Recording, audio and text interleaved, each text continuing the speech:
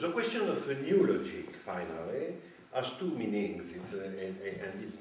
It's a first meaning, the question of a new logic, because the whole logic, something like that, is not appropriate, is metaphysical, and so on. And it's the first sense. And it's also a scientific sense, because in the contemporary research about logic, there is a plurality of logic, as you know. Intuitionist logic, classical logic, paraconsistent logic, and so on. And the question is, what is the good logic in some and some practices? It's the first discussion about logic, but there is a more profound question, which is the real logic, which is finally logic of creation, logic of life, logic of event, and so on. And we can find a new logic, not in the sense of a new formal logic or a new logic, grammarian logic, and so on, but in the sense of another destination, another definition, finally, of logic. And in fact, it was the signification of a part of the Hegelian construction. Find a logic of history, a logic of becoming, and so on.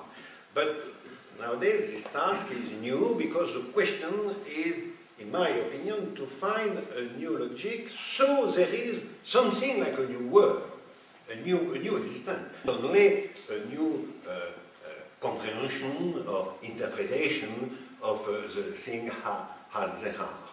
So I agree with you, finally.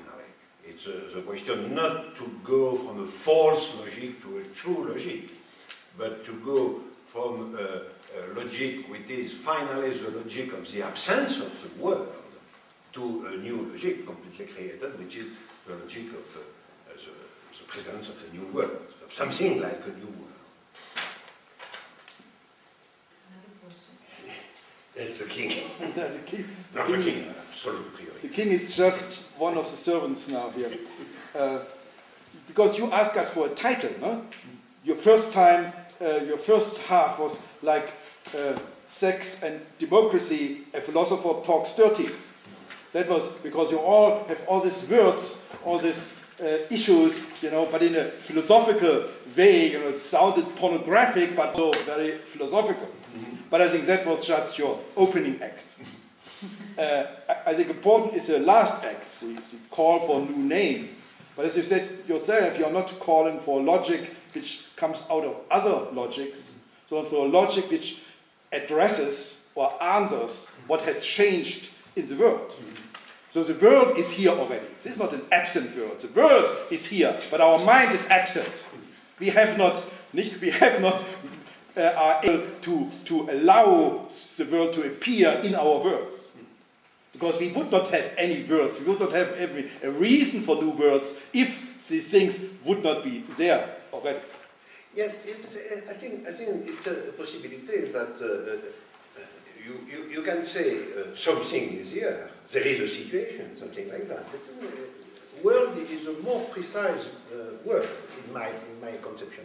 So it can be a possibility that the new logic is to find something which is in relation to concrete experience, to what it is, and fundamentally to the contemporary absence of the world, and to find something like a world. There is no contradiction between to find a new logic and the existence of a new world and the constatation that in a certain sense there is no world at all today. There is something but which is not exactly a world. There's an evidence. There's an evidence, and the evidence we are mostly seeing is a breakdowns. When our words are not working anymore, our logic is not addressing. When there's injustice, even if we try to have justice and all these things, there it shows there is an evidence which does not fit our logic. And usually in metaphysical, we just hit down the evidence, so what? We don't care about the world, like Hegel said. So even worse for reality, if it does not fit to my concepts. Yeah. But the point is, and Hegel was right in this respect, our concept has to bring up the evidence, must allow the evidence to show itself. So it's not just, we are not the master of our words. Yes, but what is the process of birth of concepts? Yeah. That is the question. Certainly, it's not purely abstract concept and so on, but there is something like an axiomatic decision always, not only experimentation of the evidence. There is a part of the new concept which is in experimentation of evidence. I agree with you on that.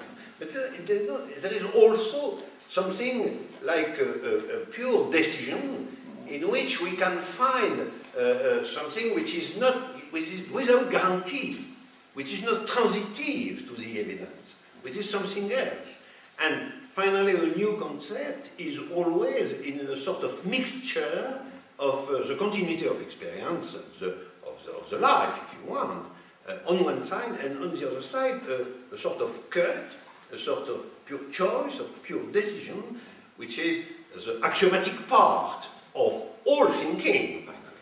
In all real thinking, we have always something which is new experimentation of the world, new experimentation of life on one side, but on the other side, something which is an orientation, a decision, an axiomatic framework.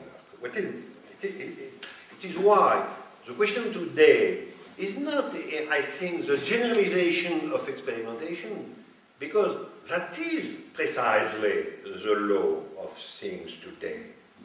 Enjoyment, finally, is the name for you can do as you want. You can do as you want. Finally, there is a logic of the absence of world which is very strong, and so we can do as you want. But if you do as you want, as you desire, etc., enjoy without checkers and so on, we find nothing because it's not in a world. It's something like a pure law, abstract law. You don't know what you want. That is a problem. Yes, but if you have to know what you want, you have to decide something. So it's not a knowledge, finally. What we want is not exactly a knowledge, and we cannot have a pure and complete knowledge of that we want, but experience that we desire. But it's obscure, so you have to cut in the continuity of experience. Yeah, but sometimes. But that is also now I have to get up for a moment, because you were quite brave in the beginning. You address something we hopefully all know: sex. And at the end, it sounded like you want to speak for the third world, but first you spoke about sex. Yes. But the sex you address somehow as something we know, but on the other hand, it's also the most mysterious thing. Yes. Sex, drugs, and sun. Sex was my thing. Yes, true. But as you know, it has not make our life happier. We have it all, and it's not worth a lot.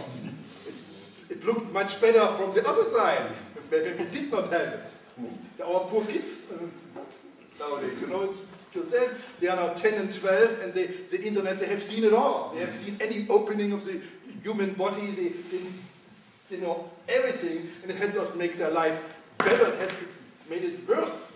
Because now they have still the same trouble with rejection and feeling of insecurity and so on.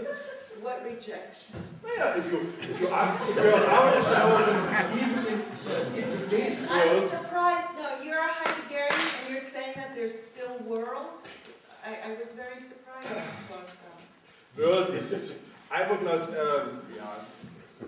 I don't think it's.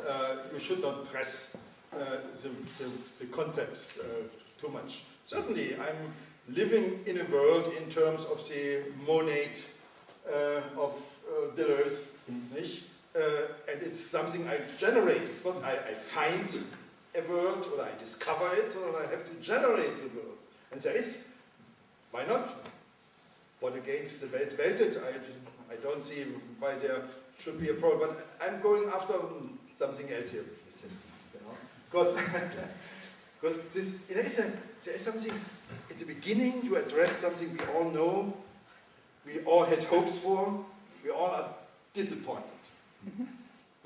Except Slavoj, of course. But everyone else is disappointed. Maybe just for the moment, and again, etc.